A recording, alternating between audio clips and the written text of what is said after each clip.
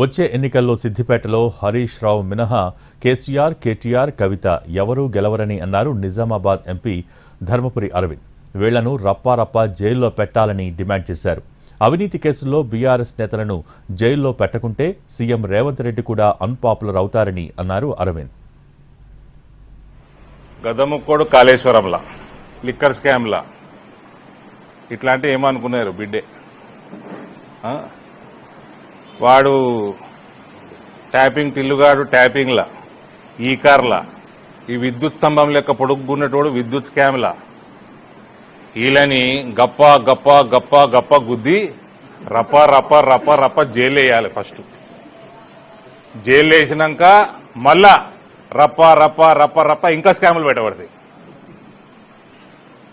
వీళ్ళ ముఖానికి 3.0 3 సీట్లు రా వీళ్ళకి తిప్పి కొడతాయి. ఆ కేసీఆర్ నిలబడాడు ముసలోడు నెక్స్ట్ టైం. సిరిసిల్ల నాకు హరీష్ ఒక్కడే గెలుస్తాడు అనిపిస్తుందండి.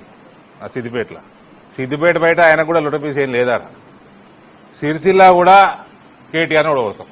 It is easy and this is coming out from somebody who has demolished his sister's political career. I will make sure your political career also comes to an end. Revanth వీళ్ళని సక్రమంగా న్యాయబద్ధంగా లోపల వేయకపోతే Revanth is already unpopular, పూర్తిగా unpopular అయిపోతాడు.